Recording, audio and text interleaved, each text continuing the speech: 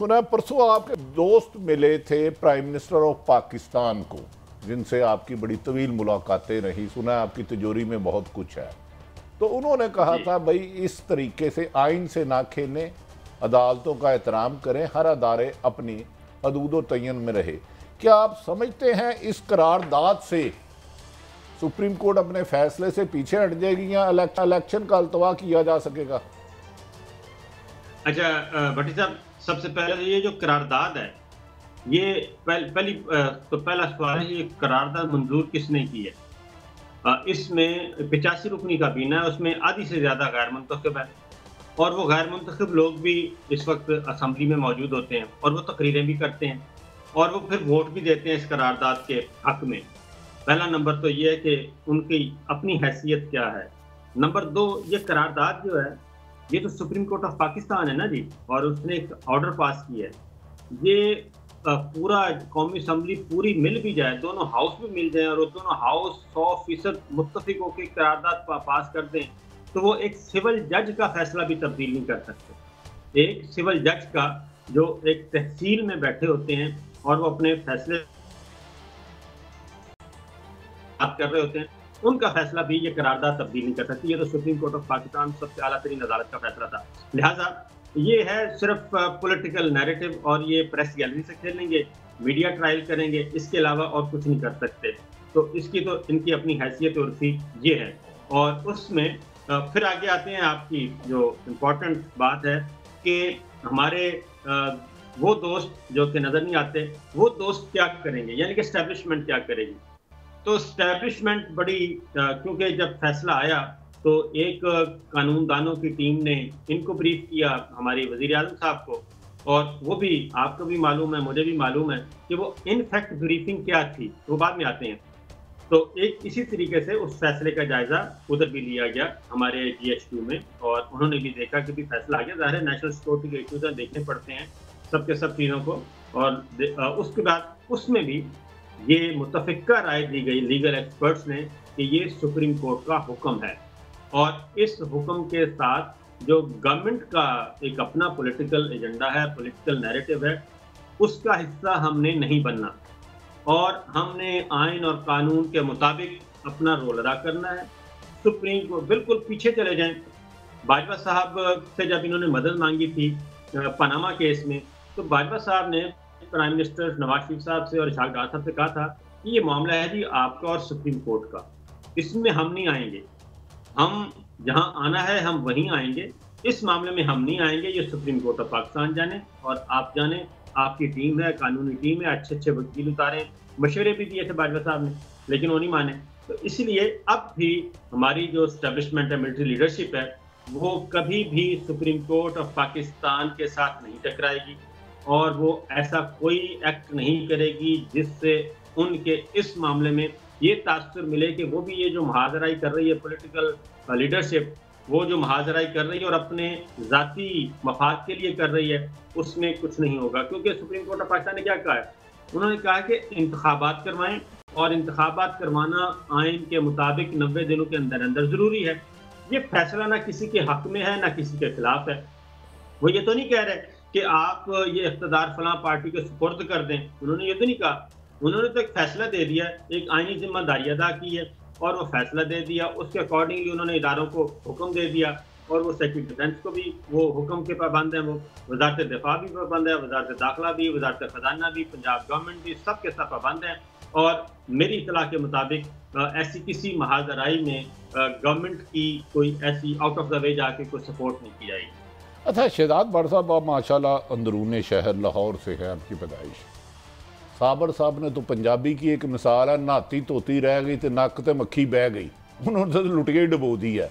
वो तो 3 जस्टिस साहबान पर रेफरेंस भेजने थे, करारदाद मंजूर की गई, तो वो कह रहे हैं ये तो सुप्रीम कोर्ट के ऑनरेबल चीफ जस्टिस साहबान और दीगर जज साहबान तो दरकिनार, एक मजिस्ट्रेट का फैसला ये करारदाद नहीं कर सकती। तो क्या हुकूमत इसके मकासद क्या थे इस करारदाद पास करने के?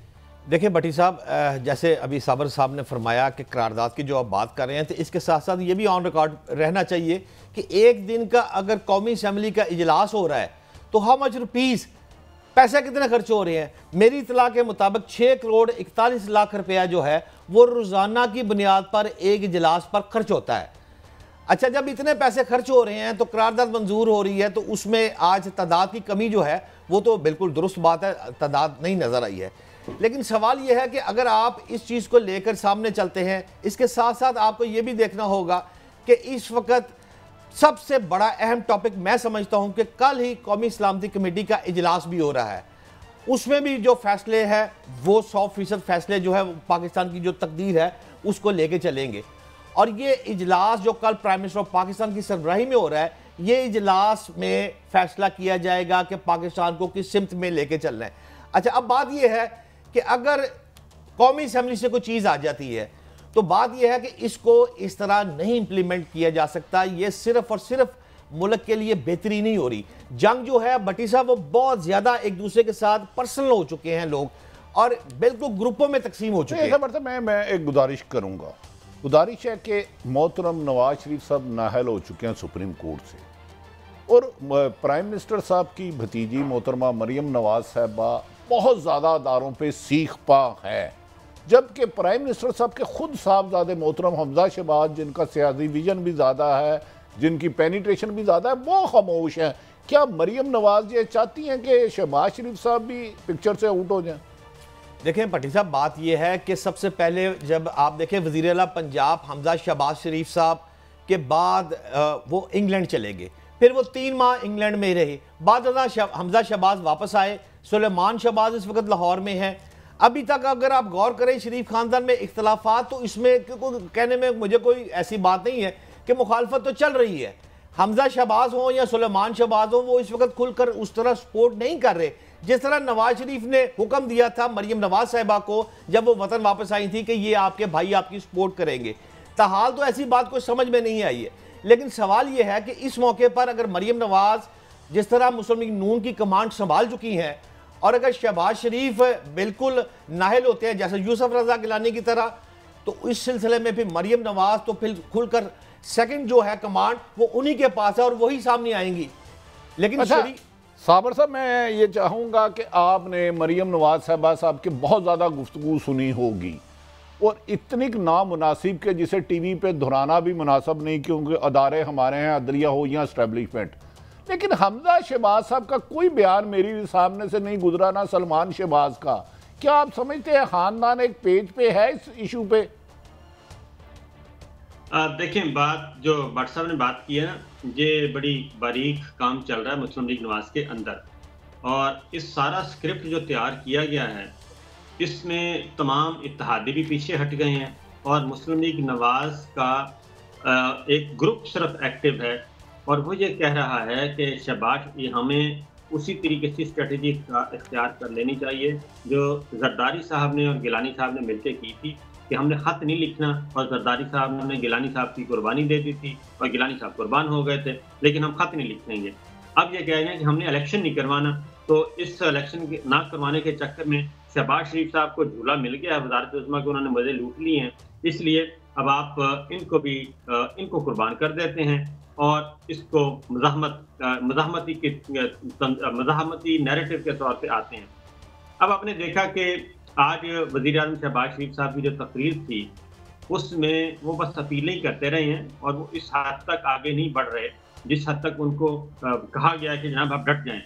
और उसकी रीज़न ये है कि अगर शहबाज शरीफ साहब की कुर्बानी होती है तो सिर्फ शहबाज शरीफ साहब की कुर्बानी नहीं होगी, इसमें इसहाक डार साहब की भी कुर्बानी होगी, और इसहाक डार साहब को भी, क्योंकि पहला जो तौहीन अदालत के मुर्तकिब हो गई वो वज़ारत ख़ज़ाना होगी, और वज़ारत ख़ज़ाना ने अगर फंड रोके तो सीधा जो नोटिस जाएगा। साबर साहब, सुना है कि कुछ सहाफ़ियों को या मरियम नवाज साहब को किसी ऑडियो वीडियो का जिक्र कर रही हैं, कोई आपके ये इंफॉर्मेशन है? ऐसी चीज़ आपकी मुस्कुराहट बता रही है कि कोई है आपके पास, तो जोरी में निकाले ना कोई चीज़। बिल्कुल भट्टी साहब, एक ऑडियो है और वो मेरा ख्याल है कि पता नहीं किसी वक्त भी आ सकती है, और या शायद नाम भी आए, क्योंकि ये जो इन्होंने प्लान तैयार किया था ना, तारड़ प्लान कोटा साजिश, ये उस तनाजुर में है। और कोई साहब हैं वो ये कह रहे हैं किसी को, पुरानी में बताता किसी को कह रहे हैं कि मरीम साहिबा को कहें कि वो उनका तस्करा ना किया करें ज़्यादा, क्योंकि मेरा ज़्यादा तस्करा करने से मैं कंट्रोवर्शियल हो सकता हूँ और वो सारा जो मामला है वो बिगड़ सकता है। ये चीज़ आ चुकी है। और जो मैं बात कह रहा हूँ कि हमारी मिलिट्री लीडरशिप जो है वो किसी भी सूरत में इस महाजराई में नहीं आएगी कि वो सुप्रीम कोर्ट ऑफ पाकिस्तान या सुप्रीम कोर्ट की जजमेंट या जो आइन और कानून के मुताबिक एक्ट किया जा रहा है वो उस पे इनके साथ इनके दस्तों बाजू बने, वो नहीं बनेंगे। इसलिए वो ऑडियो जो है वो काफ़ी इन डिटेल डिस्कशन है, उसका सिर्फ एक जुमला मैंने आपको बता दिया है। बाकी आप समझदार हैं कि कौन सा किसने कंट्रोवर्शियल होना है और किसका इंतजार किया जा रहा है। कहा जा रहा है कि वो शायद सरकारी शख्सियत है। चले हाँ, इतना बता दें। जी बिल्कुल, सरकारी शख्सियत हैं और बहुत अहम हैं और बहुत अहम हो सकती हैं। ये सब कुछ मतलब है उस शख्सियत के फैसले के खिलाफ नहीं जाया जा सकता, मतलब कोई भी शख्सियत है, यही आप कहना चाह रहे हैं? जी बिल्कुल ऐसा ही है कि वो अच्छा ये भी बता दूं कि वो उनका इंतज़ार किया जा रहा है। जो ये कह रहे हैं ना कि मुझे मेरा तस्करा ना ज़्यादा करें, मैं कंट्रोवर्शियल बना दिया जाऊंगा, तो वो कंट्रोवर्शियल वैसे हो चुके हैं, वो एक संगीन गलती भी कर चुके हैं। और इस सारी जो सेगमेंट चला, ये जो जुडिशरी वर्सेस गवर्नमेंट चला और ये केस की हेयरिंग हुई इस दौरान। अच्छा चले साबर साहब, आप ठीक कह रहे हैं कि इंशाल्लाह ताला अगस्त है, अगस्त के बाद गालबन सितंबर आता है, जो मेरी इतला है, क्योंकि महीने की टाइमिंग चेंज नहीं होती। हम आपसे मजीद सवाल नहीं पूछेंगे, आपको मुश्किल में नहीं डालेंगे।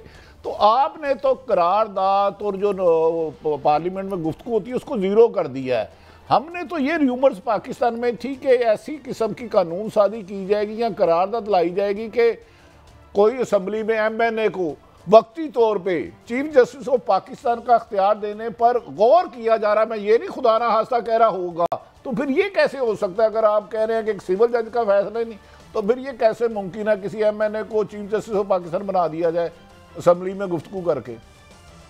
अच्छा मैं आपको एक बात बताऊं, ये आपने पता नहीं क्या बात की है। माजी में आप बहुत सीनियर एडिटर होते थे हमारे अरशाद हक्कानी साहब, नाम सुना ना आपने? हाँ बिल्कुल बिल्कुल बिल्कुल, आपके वजीर भी रहे हैं। जी, अरशाद हक्कानी साहब जंग न्यूज़ से वाबस्ता बहुत सीनियर आदमी, बहुत हमारे बुजुर्ग। तो नई यूथ को मैं बता रहा हूँ, तो उन्होंने कॉलम लिखा था। उन्होंने लिखा कि मोहतरमा बेनज़ीर भुट्टो ने उनसे एक दफ़ा डिस्कस ये किया कि ये सुप्रीम कोर्ट है, ये बहुत ज़्यादा मामला ख़राब हो रहे हैं इधर से, तो हमें सपोर्ट नहीं मिल रही, तो क्यों ना, क्योंकि ये गुंजाइश मौजूद है। मैं अगली बात बताऊं कि चीफ जस्टिस ऑफ पाकिस्तान की अपॉइंटमेंट उस वक्त की बात कर रहा हूँ मौजूद थी, तो इन्होंने कहा था कि क्यों ना हम जहांगीर बदर साहब को चीफ जस्टिस बना दें सुप्रीम कोर्ट का। ये मशवरा किया मोहतरमा बेनज़ीर भुट्टो ने अरशाद हक्कानी साहब से। अरशाद हक्कानी साहब ने इसको रिपोर्ट किया कॉलम की सूरत में। तो ये जो ख्वाहिशात है ना, ये इस तरह की होती हैं और ये बनाते रहते हैं। और अब भी जो इनका प्रोग्राम ये था, इनका प्लान ये था कि चीफ के एक जज के खिलाफ रेफरेंस आए ना भट्टी साहब, तो उसका तो होता है, बाकी सारा स्मूथ फंक्शनिंग होती रहती है। जज के खिलाफ रेफरेंस आ गया, उसका सुप्रीम जुडिशियल काउंसिल देख लेगी।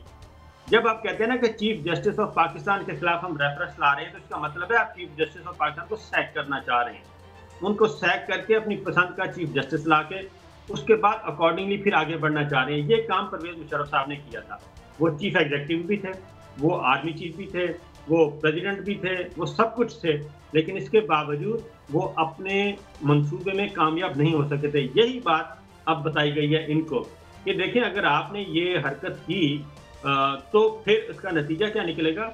ये जितने भी वकला हैं जो कि पहले ही मुत्तहिद हो चुके हैं इस मामले में, ये सब के सब मजीद मुत्तहिद हो जाएंगे। फिर ये लड़ाई जो है वो पीटीआई के दरमियान में से निकल जाएगी। ये जुडिशरी वकीलों की लड़ाई हमारे साथ शुरू हो जाएगी और इसको हम निमट नहीं सकते। और मजीद आगे इलेक्शन आने हैं और मजीद हमारा सत्यानाश हो जाएगा।